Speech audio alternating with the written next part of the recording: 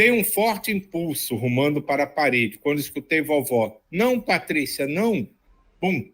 Bati a cabeça na parede e caí sentada no chão. Minhas amigas correram e rodearam-me. Ninguém riu. Olhei para elas e acabei rindo. Foram um tombo e tanto. Levantei e quis saber: "Ei, vovó, por que não pude atravessar a parede?" "Patrícia, você só poderá atravessar quando souber. Você leu que desencarnados atravessam paredes, portas, mas de construções na matéria, ou seja, casas de encarnados. E, assim mesmo, os que sabem, os que têm consciência do seu estado de desencarnado e aprenderam. Só os bons sabem", indaguei. "Não. Os maus sabem e se utilizam muito desse conhecimento. Saber depende da nossa vontade, do livre-arbítrio, e assim todos podem. Os bons sabem mais porque tem quem os ensine, além de mais interesse em aprender. A construção da colônia não é como a construção dos encarnados. Ela é uma projeção mental. Para que entenda, é feita da matéria sutil, como a do nosso perispírito, como este corpo que agora temos. Certamente, há os que sabem atravessar esta matéria sutil, tanto os irmãos superiores como os inferiores. Aqui vou fazer só um adendo, acho que o Ismael vai poder completar melhor, talvez, que ele diz aqui que todo mundo sabe que o conhecimento em si não está relacionado à moral. Então, se um espírito é elevado, se ele é desarmonizado, desequilibrado, ele pode desenvolver o conhecimento para fazer determinada coisa, mas não qualquer coisa.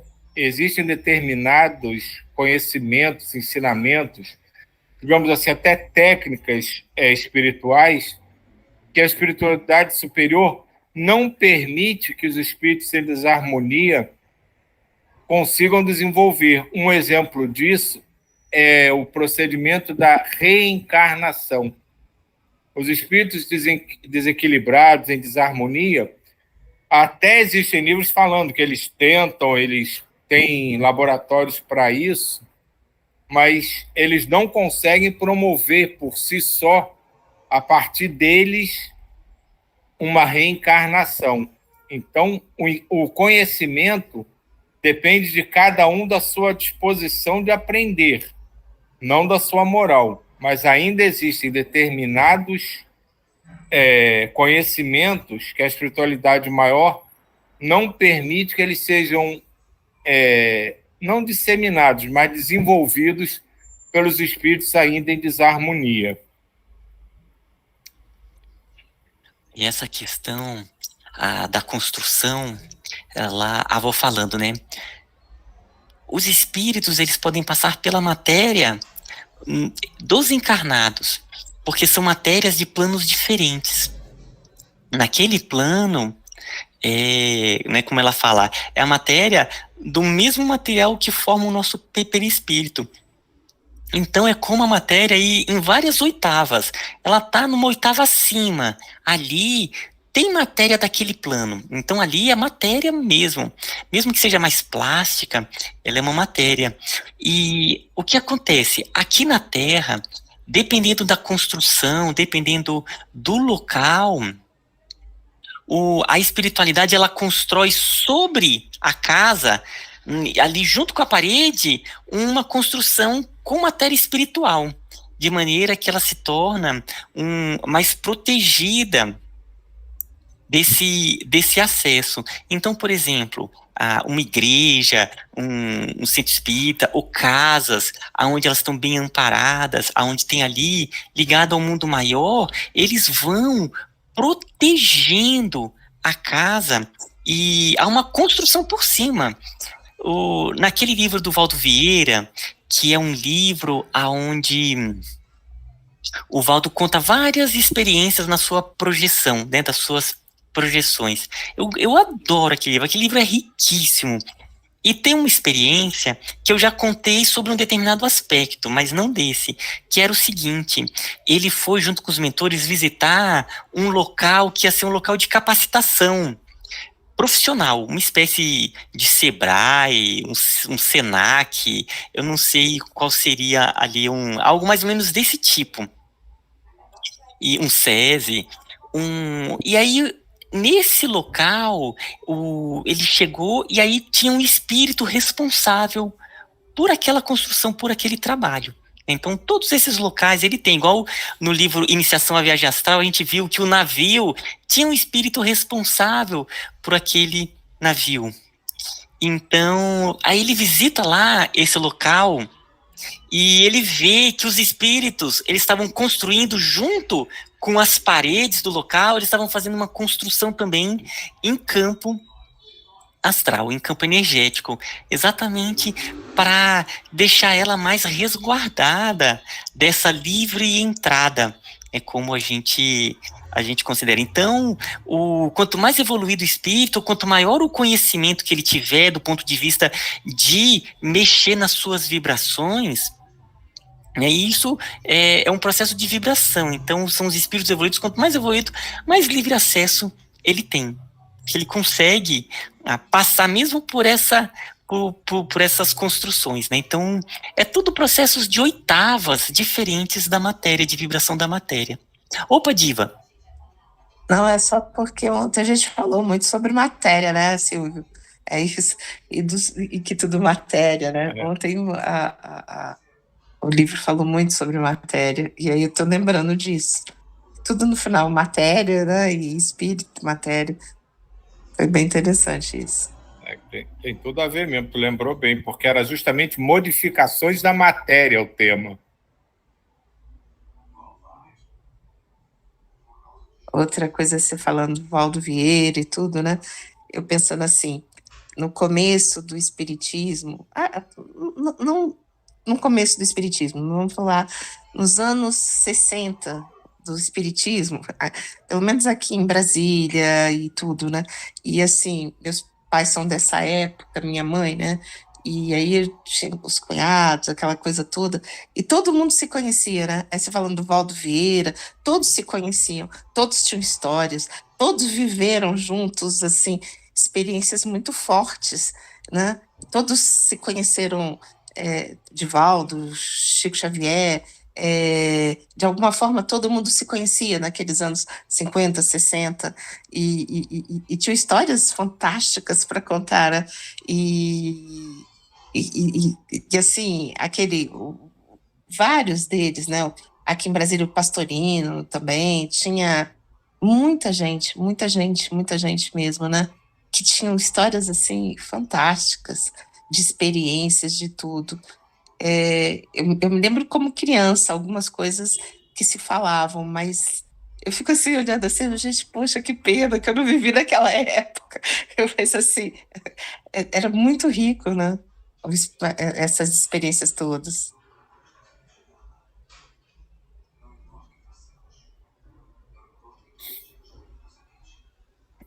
Ia ser legal.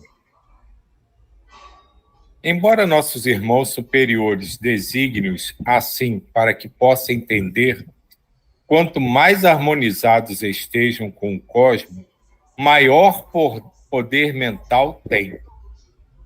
E para transpor uma barreira mental, é preciso não duvidar do poder de fazê-lo.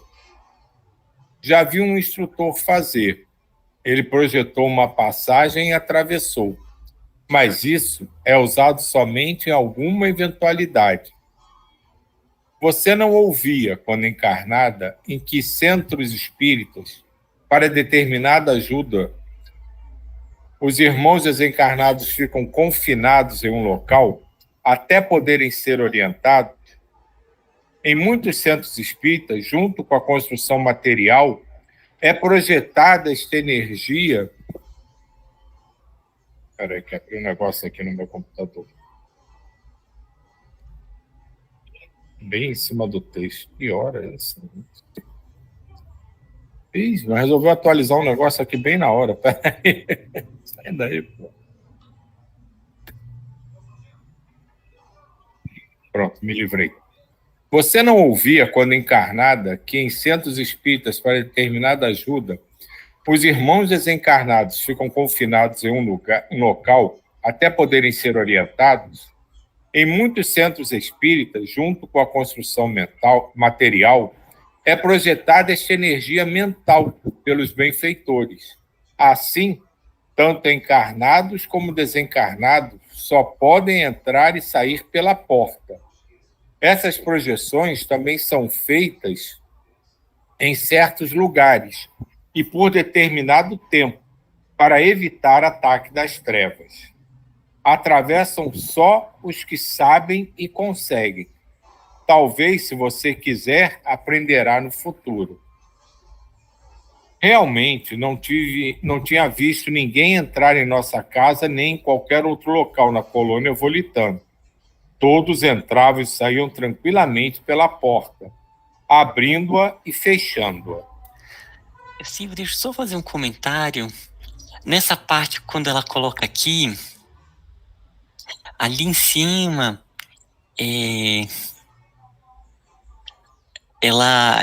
quando ela fala desses irmãos superiores, aí ela coloca aqui, né? E para transpor uma barreira mental, é preciso não duvidar do poder de fazê-lo. Já vi um instrutor fazer. Ele projetou uma passagem e atravessou. Isso aqui é uma espécie de portal. Embora a gente não use muito essa palavra, né, o portal, mas ele tem realmente pontos aonde a pessoa ela adentra ali como se fosse uma conexão, um túnel espaço-temporal, onde a pessoa passa e já está em um outro ambiente. Isso é uma ciência além do que a gente pode conceber aqui, mas isso é muito comum. Tem um livro de Jair, ele está até lendo, um livro que é de uma jovem, a Elizabeth, uma jovem que desencarnou, e ela foi para uma cidade espiritual bem próximo aqui do plano, e é uma cidade espiritual bem pequenininha, quase uma cidadezinha do interior que estava ligado a um centro espírita Fraternidade. E o que acontece? Ela contando as experiências dela, e ela falava sobre um túnel, né? O Djaí pode falar um pouquinho mais sobre esse túnel. Ela fala assim, olha, aqui a gente tá na cidade, a gente entra nesse túnel, já sai lá no centro espírita. Então, ela fala assim, olha, ali é uma livre circulação desses espíritos que vêm para a cidade, voltam para lá por esse túnel.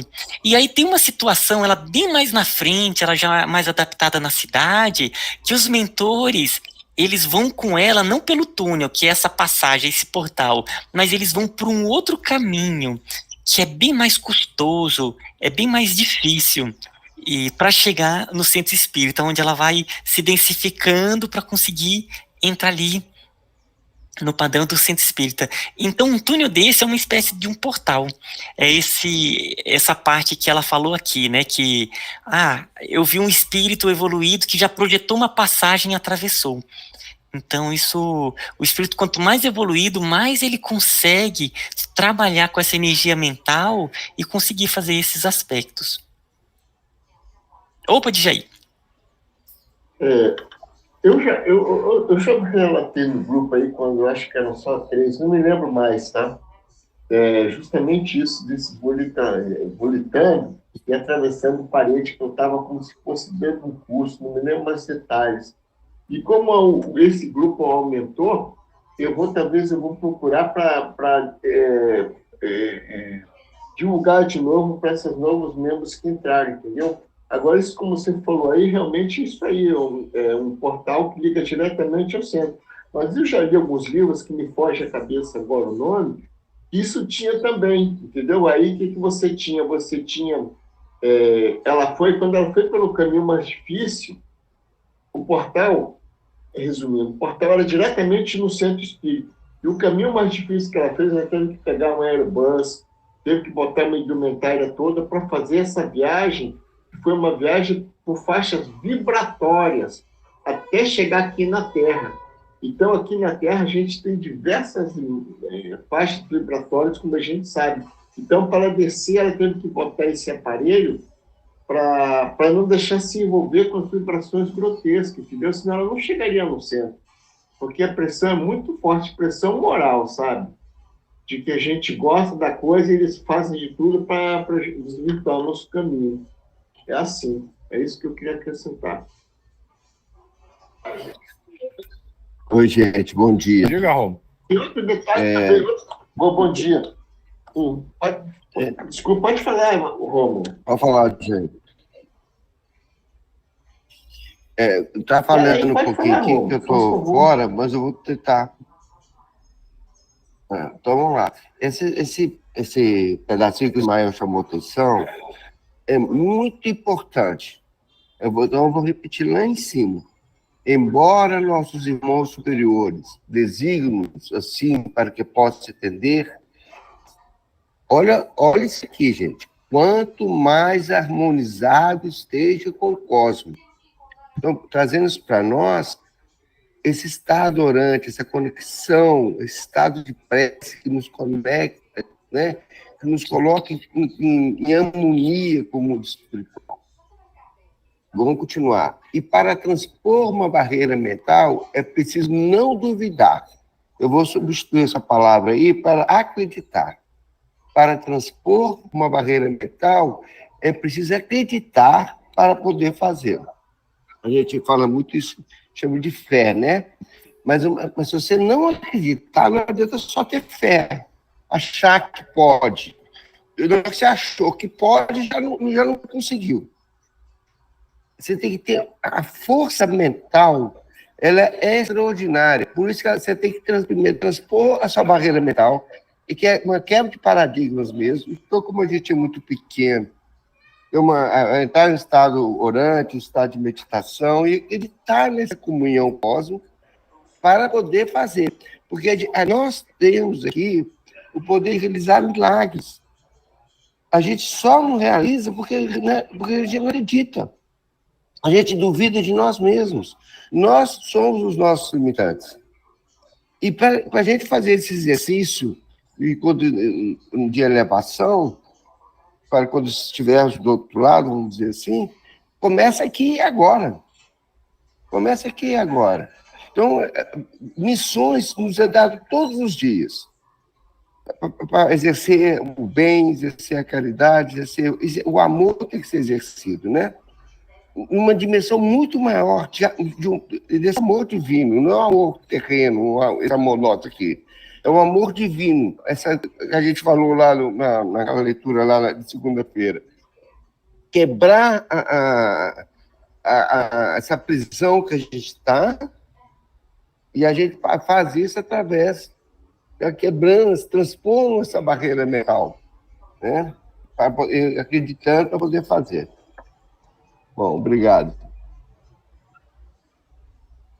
Eu não sei se deu para ouvir bem, porque aqui está falhando na internet. Eu queria justamente entrar nesse assunto que o Romulo acabou de falar. Porque eu não me lembro mais detalhes. Como eu falei, eu vou recuperar o vídeo aí para divulgar para o pessoal novo que entrou no grupo. Foi isso que aconteceu. Eu estava dando como se fosse dando um curso. Eu passei pela parede e teve um aluno que não passou. Aí eu fiquei do outro lado da parede e falei assim, cara, você pode, venha ver. Porque ele ficou em dúvida se podia passar ou não. Aí eu fiquei incentivando ele do outro lado, dizendo que ele podia passar. Eu não me lembro mais detalhes, vou recuperar e depois a gente vê isso. Mas é isso aí, um beijão para vocês, obrigado. Mas você falou uma coisa importante, você estava dando uma aula, você estava ensinando. Porque aqui no texto mesmo ele fala, não basta querer, você tem que aprender. As duas coisas andam juntas. A gente tem que querer e aprender a fazer. Quando a gente une as duas coisas, aqui normalmente a gente quer aprender, mas aí vem o que o Rômulo falou, a gente acha que não vai conseguir. Então, quando a gente junta as duas coisas, o querer fazer, realizar e aprender como realizar, aí flui que é rastilho de pólvora. O aprender como realizar, eu acho que é muito importante também. Sabe o que eu me lembrei? Dos manuais. Já notou? Quando a gente compra uma coisa, vem o manual. E a maioria das pessoas não quer ler o manual. Ela quer ir direto mexer na coisa, como se né?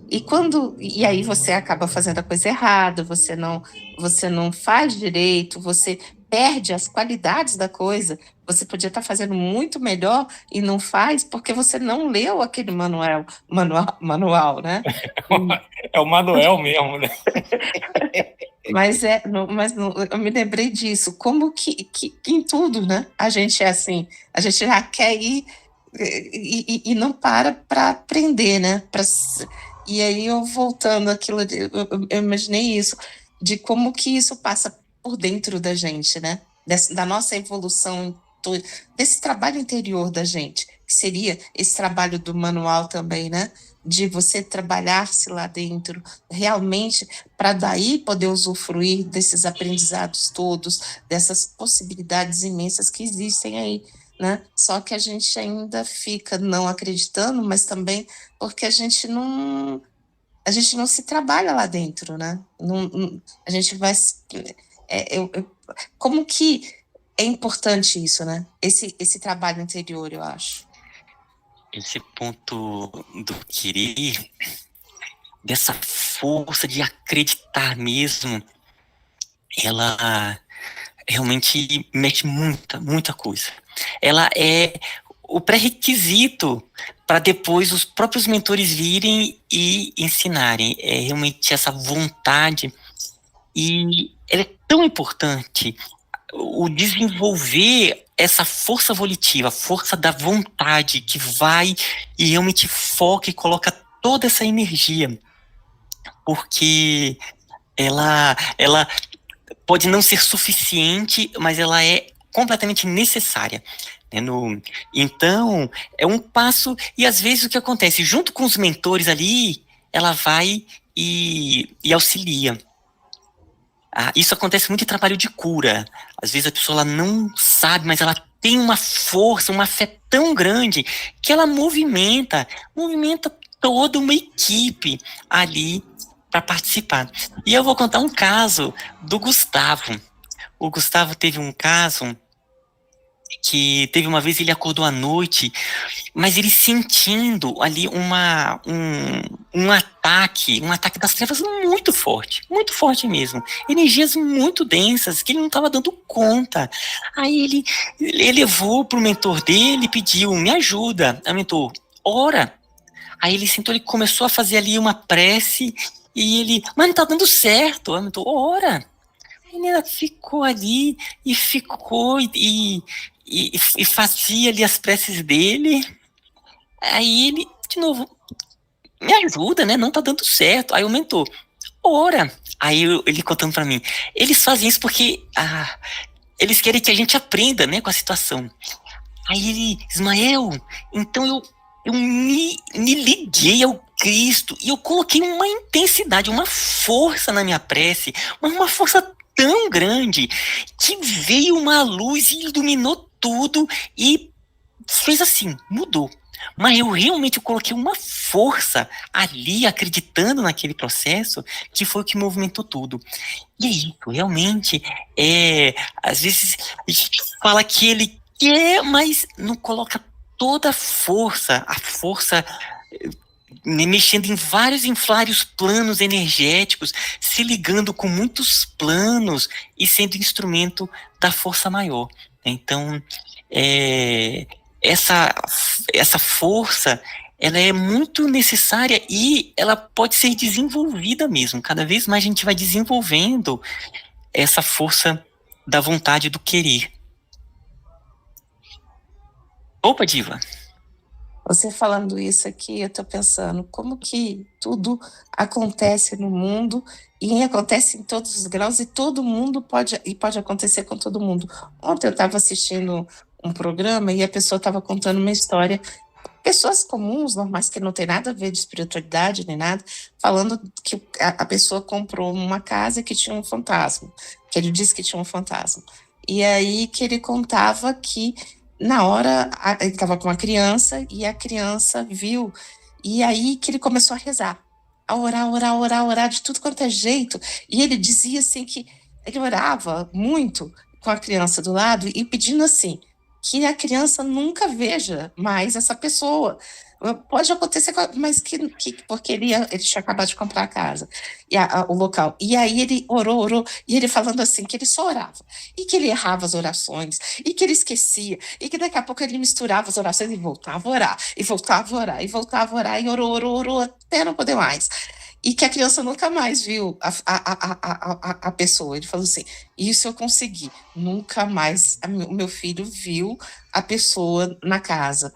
E aí você falando isso, como que essas coisas estão acontecendo com todos, dentro de patamares, de visões, e de como que Deus permite que todo mundo tenha essa oportunidade, né?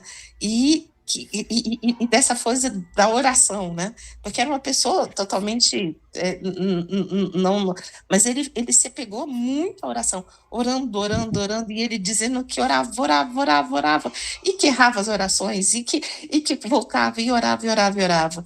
Eu achei interessante isso que você falando, do Espírito falando para o Gustavo, ora, e essa pessoa orando, e ele falando do tanto que ele orou, pedindo para que aquela pessoa não aparecesse mais para o filho dele, né, e tudo. Depois ele conta que a pessoa fez milhões de coisas na casa lá e tudo, mas foi bem interessante.